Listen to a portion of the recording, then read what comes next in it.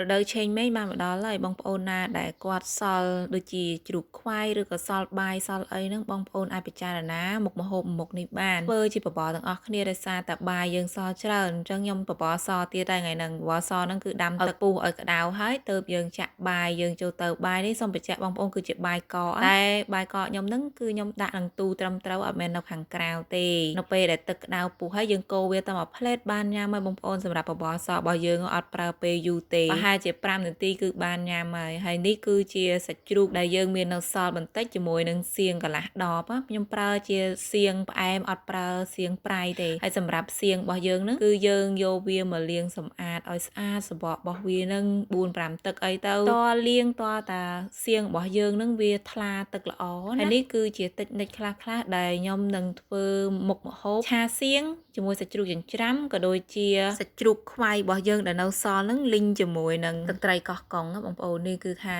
យើងត្រូវតែលាងសម្អាតវាឲ្យបានស្អាតឲ្យសបកវាជ្រះអស់សៀងបើសិនជាយើងទិញតាមផ្សារទំនើបវាអត់អីបងប្អូនប៉ុន្តែបើសិនជាយើងទិញទូទៅយើងត្រូវលាងសម្អាតវាឲ្យស្អាតបន្តិចចេញជារូបរាងបែបហ្នឹងមុនដំបូងគឺយើងដាក់ឡាញ់ហើយយើងដាក់ខ្ទឹមបំពងចូលទៅយើងលីងឲ្យវាឈ្ងុយល្អហើយទៅយើងចាក់សាច់ជ្រូកខ្វៃរបស់យើងហើយធម្មតាតែយើងមានជ្រូកខ្វៃយើងមានទឹកជ្រលក់ឲ្យមែនទេអានេះគឺជាទឹកជ្រលក់កោះកុងខ្ញុំនៅអញ្ចឹងខ្ញុំចាក់ពីលើនឹងហ្មងបងប្អូនរសជាតិវារៀងថារៀងជូរជូរហិលហិលដោយទឹកជ្រលក់កោះកុងអានេះយើងមិនបាច់ជ្រលក់អីគឺយើងចាក់មកយើងឆាវាយើងបន្ថែមទឹកតិចទៅដើម្បីឲ្យពេលយើងរំងាស់វាទៅឲ្យវាចូលជាតិបានល្អបងប្អូននេះគឺខ្ញុំឆានេះគឺបានមួយមុខហើយជ្រូកខ្វៃលីងជាមួយនឹងទឹកត្រីកោះកុងបានឆ្អិនហើយអញ្ចឹងយើងមកធ្វើមួយមុខទៀតគឺឆាសៀងជាមួយនឹងសាច់ជ្រូកចិញ្ច្រាំដោយសារតែសាច់ជ្រូកចិញ្ច្រាំរបស់ខ្ញុំខ្ញុំដាក់នៅទូកកអញ្ចឹងយើងប្រញាប់ដាក់ខ្លាញ់មកយើងចាក់ខ្ទឹមកញ្ច្រាំរបស់យើងចូលទៅលីងវាឲ្យឈ្ងុយទៅយើងបន្ថែមជាមួយនឹងសាច់ជ្រូក3ជាន់របស់យើងបងប្អូនហើយគឺយើងលីងវាដើម្បីឲ្យវាប្របាយដោយសារតែសាច់ជ្រូករបស់ខ្ញុំនឹងវានៅទូកកអញ្ចឹងទៅយើងយកវាមកលីងខាងលើនឹងតែម្ដងហើយសម្រាប់គ្រឿងក្រៅដែលបន្ថែមហ្នឹងគឺខ្ញុំបន្ថែមប្រេង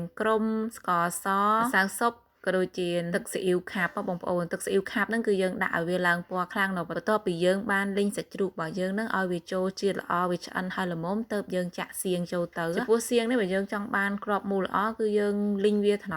មណាហើយសម្រាប់ថ្ងៃនេះផងដែរគឺខ្ញុំអត់មានស្លឹកខ្ទឹមទេអញ្ចឹងទៅខ្ញុំចាក់ម្រេចចូលឲ្យវាលក្ខណៈវារៀងហិលកាត់អីអញ្ចឹងតែបើសិនជាបងប្អូនមានស្លឹកខ្ទឹមគឺល្អវាឈ្ងុយល្អអញ្ចឹងវីដេអូយើងមានតែប៉ុណ្្នឹងឯងសូមអរគុណបងប្អូនទាំងអស់គ្នាជម្រាបលា